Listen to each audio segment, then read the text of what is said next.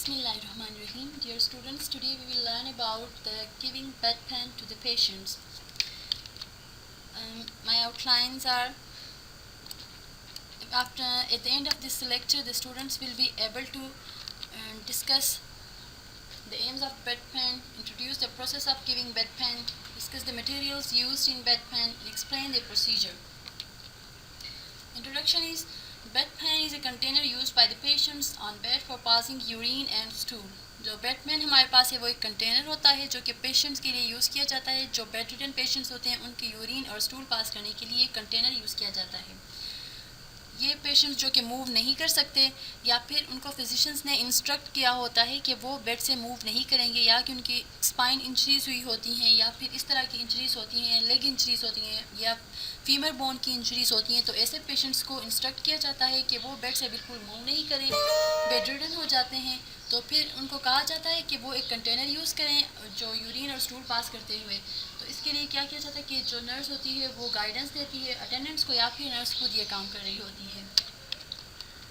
इसके लिए जो मटेरियल्स यूज़ होते हैं इसे यूज़ करने के लिए वो हमारे पास यहाँ दिखाए गए इमेज में भी हैं कि एक स्क्रीन, टॉयलेट पेपर, स्क्रीन जो कि यहाँ पे दिखाया गया मोस्टली हॉस्पिटल्स में यूज़ होता है. ये प्राइवेसी मेंटेन रखने के लिए यूज़ होता है. किडनी ट्रे जो यहाँ पे इस इमेज में दिखाया गया है.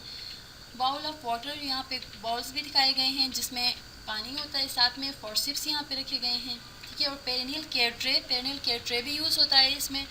और जहाँ यहाँ पे जो इमेज है इसमें ये दिखाया गया है कि ये कंटेनर यूरिन पास करने के लिए कौन सा होता है और साथ में स्टूल पास करने के लिए कौन सा आप बेडपैन यूज़ करेंगे.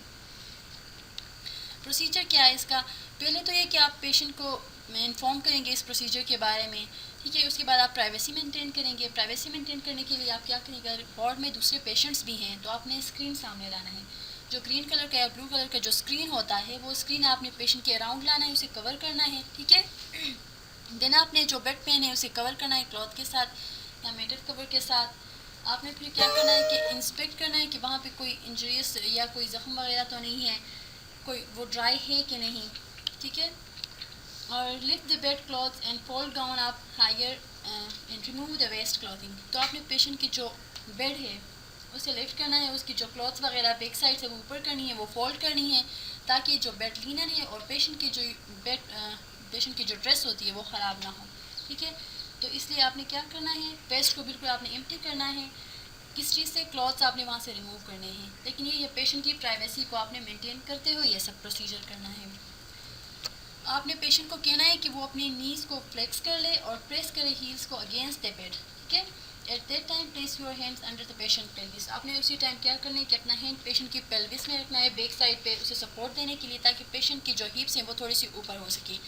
जब इस तरह होंगी तो आपने जब हैंड रख दिया है, पेशेंट की पेल्विस जो है वो थोड़ी सी अपवर्ड हो गई है, तो नीचे स्पेस बन जाती है बेड और पेशेंट की बॉडी के दरमियान, जिसकी वजह से आपके लिए ये इजी होगा कि आप स्लिप करके जो कंटेनर है बेडपैन है वो पेशेंट के नीचे रख सकेंगे.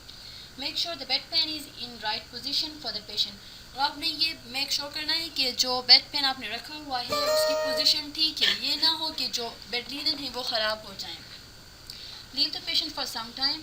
आपने फिर पेशेंट को कुछ टाइम के लिए अकेले छोड़ना है ताकि पेशेंट जो है वो रिलैक्स हो सके और उसकी प्राइवेसी थोड़ी मेंटेन रह सके.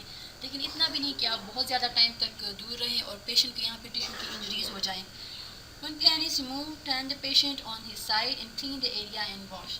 तो आपने क्या करना है कि जब आप वापस चले जाएंगे तो आपने पेशेंट से पूछना है उस टाइम तक पेशेंट ने वो बेडपैन यूज़ किया होता है. उसके बाद आपने पेशेंट को कहना है कि आप वो थोड़ा सा साइड पे हो जाए, साइड लाइन पोजीशन पे या लेटरल पोजीशन में हो जाए. तो जब वो पेशेंट इस तरह पोजीशन ले लेगा फिर आपने बेडपैन वहाँ से आराम से रिमूव करना है. रिमूव कर दिया आपने वो एरिया टिश्यू के साथ साफ करना है और फिर वॉश करना है, ठीक है. And cover the pan before this. Check the colour of the urine and stool. फिर आपने क्या करना है कि जो पैन है वो निकालने के बाद डायरेक्टली उसे कवर करना है, ठीक है. ये ना हो कि पूरे वार्ड में या उस एरिया में उसकी एक फ्रेगरेंस फैल जाए. आपने उससे बचाने के लिए करना है. लेकिन आपने फिर ले जाके उसकी जो यूरिन की कलर है वो चेक करनी है और जो स्टूल का कलर है वो चेक करना है. वो किस लिए? क्योंकि पेशेंट जो है हॉस्पिटलाइज है और साथ में वो मेडिसिन ले रहा होता है.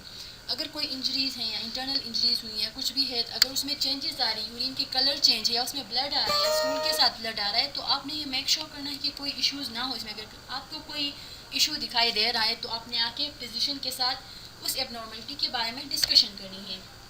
Bedpan should be disinfected once a week. तो इस तरह आपने क्या करना है, पेशेंट को उसकी पोजीशन पे बहाल करना है। उसके बाद आपने वो एम्प्टी करवाना है, बेड पैन एम्प्टी करवाने के बाद डिसइंफेक्ट करना है, वंस अ वीक मस्ट उसे डिसइंफेक्ट करवाना है।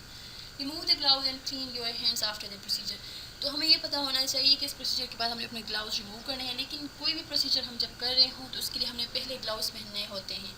थ्रू एक प्रॉपर स्टेप हमें फॉलो करना होता है, और ये नर्स की ड्यूटी होती है कि अपनी हाइजीन का भी ख्याल रखिए, अपने सेल्फ का भी ख्याल रखिए। ये ना हो कि आप खुद को भूल के दूसरों की केयर करने में बिज़ी हो जाएं, क्योंकि आपकी सेहत भी एक बड़ी नेमत है। अगर आप खुद ठीक होंगे तो आप दूसरों की केयर कर पाएंगे। तो इसलिए मेक श्योर करें कि आपने खुद का पहले ख्याल रखना है, सारी चीज़ें आपने इक्विपमेंट यूज़ करनी है बिफोर द प्रोसीजर, और आफ्टर द प्रोसीजर वो आपने रिमूव करनी, लाइक ग्लव्स, मास्क और ये सारी चीज़ें।